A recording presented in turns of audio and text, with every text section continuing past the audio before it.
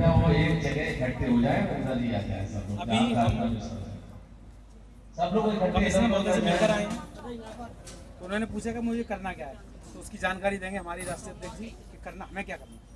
तो सभी लोगों को शांति से सुनना है और दिशा निर्देशों का पालन करना, भेड़ बकरी नहीं बनना है।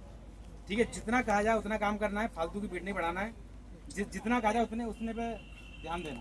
ठीक है, चलिए जोरदार। आप सबको मेरा प्रणाम साहब, नमन। और इस आगरा की पावन पवित्र भूमि को भी बड़े दिनों से हम लोग दुखी थे, कमिश्नर साहब से ठीक से वार्ता नहीं हो पा रही थी और उनकी समझ में ये बात आ नहीं पा रही थी कि उन्हें इस कानून के अंतर्गत करना क्या है। लेकिन उन्होंने हमारी किताब और शासनादेश संभाल के रखा हुआ था, जो हम पहले दे रहे थे लगभग 2 महीने पहले। तो उन्होंने ये पूछा कि जी मुझे क्या करना है, इसमें कहाँ क्या लिखा है वो बताइए। तो मैंने उनको बता दिया कि जो इस एक्ट की धारा 7 है अध्याय 3 की, उसे पढ़ लो साहब आप। तो उसको उन्होंने गंभीरतापूर्वक पढ़ लिया है और उनकी समझ में आ गया है कि उन्हें क्या करना है। उसके लिए उन्होंने एक निर्देश दिया है कि साहब 10, 20 या ज़्यादा से ज़्यादा 50 लोगों से मेरे यहाँ क्लेम फाइल करवा दो आप मेरी कोर्ट में उनसे। तो ऐसे 50 साथी तैयार कर लो साहब, जो अलग अलग कंपनी वाले हों, संगठन के पदाधिकारी। हाँ, और हमारे संगठन के वो पदाधिकारी हों। तो जो क्लेम फाइल होगा उसमें क्लेम वैसे तो बना ही रखा है हमने, उसमें 2 रुपये का एक रेवेन्यू टिकट और लगता है, वो लगा लेना। और उसमें अपना नाम भरना है सबसे पहले, तो जो निवेशक है वो अपने पिता या पति का नाम भरना है, अपनी एज लिखनी है, अपना एड्रेस लिखना है और अपना कॉन्टैक्ट नंबर देना है।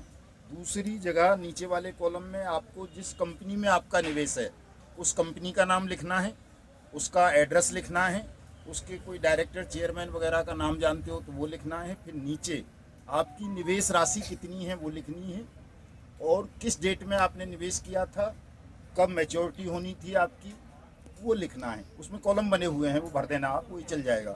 2 रुपये का रेवेन्यू टिकट लगाना है और वो यहाँ कमिश्नर साहब की कोर्ट में बतौर सक्षम अधिकारी बर्ड्स एक्ट 2019 आपको फाइल करना है। उस पर ये नोटिस कर देंगे।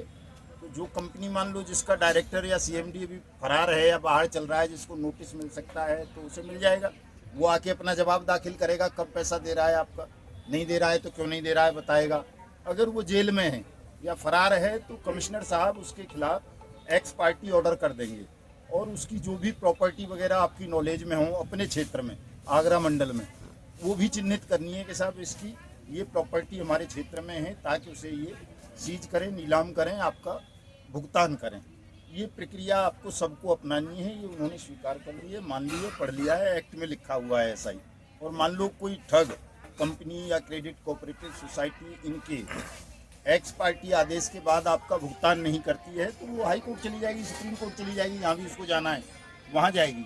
आगे की प्रक्रिया हैं वो आगे की होती हैं कोर्ट की। इनका काम उतने तक ही है कि इनकी बात को मान ले वो तो ठीक है, नहीं मानेगा तो उसकी प्रॉपर्टी सीज करेंगे, नीलाम करेंगे, आपका पैसा देंगे अगर आपके इलाके में प्रॉपर्टी है तो।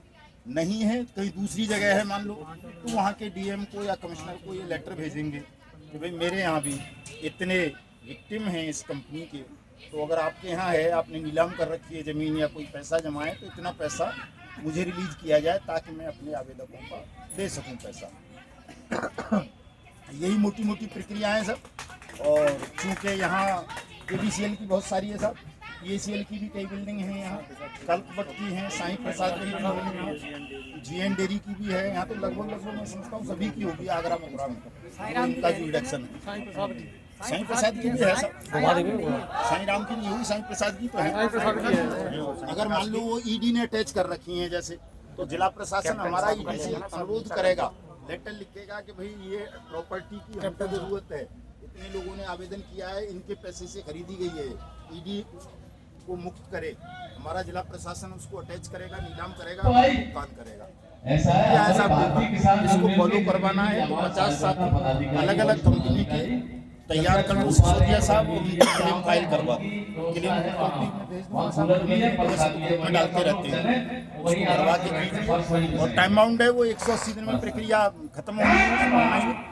और भी होता है कुछ साथियों, तो 31 जुलाई को मथुरा का जो फरह है, जो मॉल है इसका KBCL वाले का, उसी पर कब्जा करेंगे।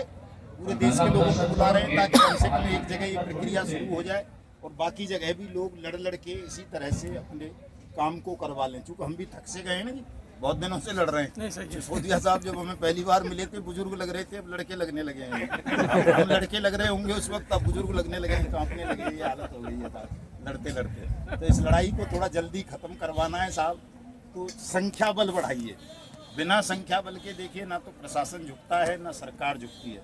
कानून वानून तो बनते रहते हैं, बिगड़ते रहते हैं साहब, लेकिन उस कानून के पक्ष में या विरोध में जनता का खड़ा होना बहुत ज़रूरी है। हम कानून के क्रियान्वयन की लड़ाई लड़ रहे हैं, लेकिन हमारे कानून के पक्ष में वो लोग भी खड़े नहीं हो रहे जो खुद लाभार्थी हैं, जिन्हें लाभ मिलना है इस कानून का।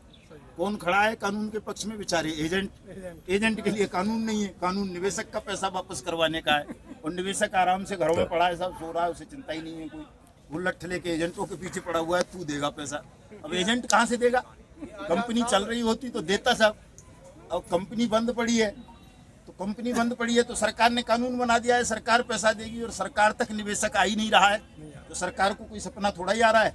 तो निवेशकों को जगाओ साहब, जा जाके। हमारे बीच में देखो रामजीत साहब बैठे हुए हैं, इनके तमाम निवेशक मथुरा में आते हैं साहब। 31 जुलाई वाले कार्यक्रम में फरह में भी कह रहे हैं कि साहब मैं पूरा ट्रैक्टर भर के लाऊंगा निवेशकों का। और वो दूसरे हमारे लायक राम साहब पता नहीं कहाँ गए, उनके तमाम निवेशक आते हैं, वो देखिए पीछे खड़े हुए मथुरा से।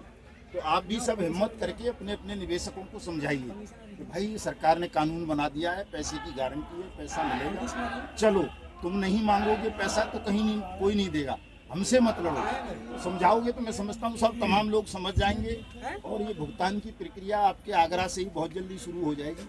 आपके कमिश्नर साहब बढ़िया आदमी, अनुभवी आदमी, मथुरा में डीएम भी रहे हैं, तो इनको पता भी है तमाम चीज़ें। तो काम हो जाए तो बहुत अच्छी बात है, सब शुरुआत हो जाए एक बढ़िया। हम भी आपके ही क्षेत्र के हैं, ब्रजमंडल से ही हैं, तो हमारी भी इज्जत बची रहेगी थोड़ा सा, कि कम से कम अपने इलाके में करा लिया इन्होंने। पगड़ी तो पूरे देश में बंधवाते फिरे, नहीं तो लोग कहेंगे अपने इलाके में नहीं करवा पाए साहब, ये बेवजह माला डलवाते फिरते हैं, पूरे देश भर में मसीहा बने हुए हैं। तो तमाम लोग मिल कर के साहब इस काम को कर लो, आवेदन करो। 50 लोग यहाँ पर कम से कम, और फरह को जब 31 जुलाई को कार्यक्रम हो तो साहब 10,000 की भीड़ इकट्ठा कीजिए। तो दोनों तरफ से हाईवे बिल्कुल जाम हो जाए, स्वतः ही, कहने की जरूरत ना पड़े कि हाईवे जाम करना है, स्वतः हो जाए साहब। उस दिन कमिश्नर साहब से मिलने हम यहाँ मिलने, जैसा मैं कर रहा हूँ काम, मैं इनको अभी सीज कर रहा हूँ सारी प्रॉपर्टी, तो ऐसा कर लो साहब। और आपका बहुत बहुत धन्यवाद, आभार। अब बताओ कैप्टन साहब। ये बता रहे हैं साहब है कि जैसे